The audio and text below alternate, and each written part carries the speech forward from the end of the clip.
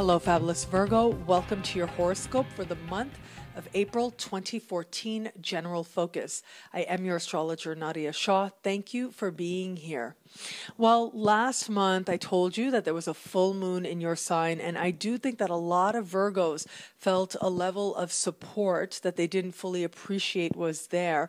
And I did find a lot of Virgos telling me that they felt a level of emotional openness and emotional acceptance in many spheres of life within themselves, whether it was partnerships or whether it was just even in the work sphere as well. They were able to be more honest about what they were feeling, and they were able to allow it to come to the surface, and they were able to fully understand what it was that they needed to experience greater emotional fulfillment. So what's happening now as we get you into this month, and really this is an energy that begins with the new moon taking place at the very end of last month. And so you're carrying this energy in full force as you start April. And this is the beginning of a strong financial cycle for you. In fact, this month I think is a very important financial month for you. In the beginning of the month, the first 2 weeks of the month, you're really spending your time.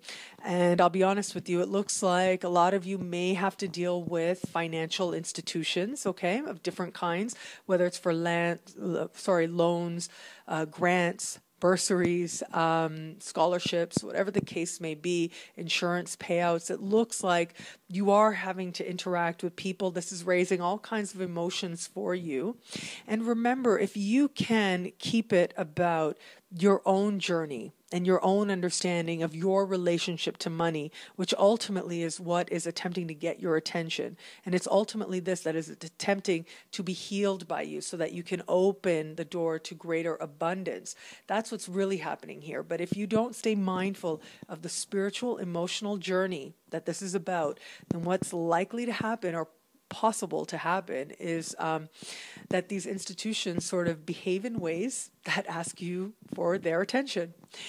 And what that means is it's possible, whether it's through misunderstanding or otherwise, that all of a sudden you feel or you figure out that you have to go and talk to your bank about a payment that didn't go through but actually did, and it's just a typo, or actually you put it in a wrong account, or whatever the case may be.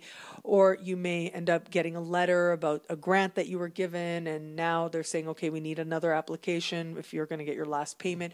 Those types of scenarios can manifest if you don't resolve this energy on a level of emotion. I think for a lot of you also, the likelihood is that there's something you wish you could invest in, something that you'd like to have financial support for so that you can ultimately obtain. So whether it's a new home, which is one of the more likely scenarios, but it might be a new home, or it might be whether, again, it's a scholarship or higher study, which is also a likely scenario. Regardless, it does look like there is a need for you to interact with these. And if you can, to the best of your ability, keep it about your journey. Keep it about understanding the resources that are available to you, and keep it about understanding your ultimate vision, which isn't necessarily about getting the loan. The vision is not to get the loan. The vision is to live in a fabulous house. The vision is to go to university to get an advanced degree.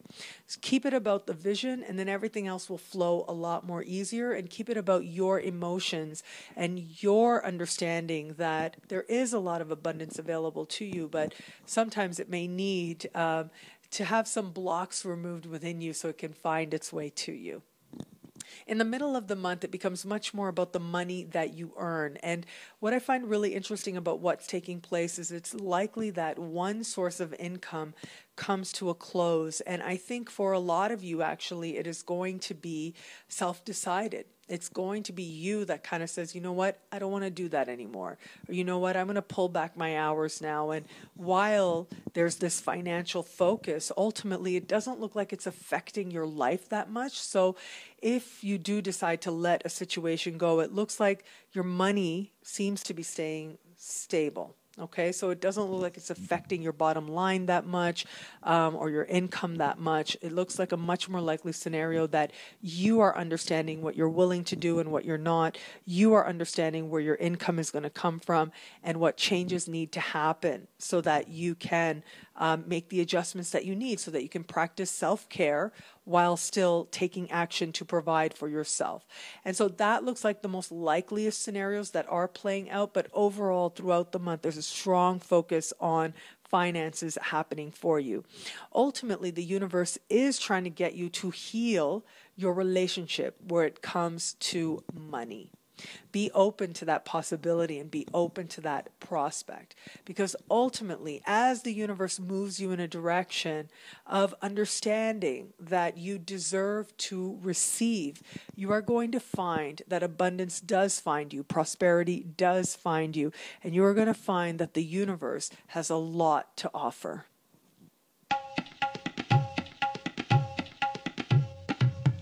Thank you for watching. It'll be a great month. Be fabulous and enjoy.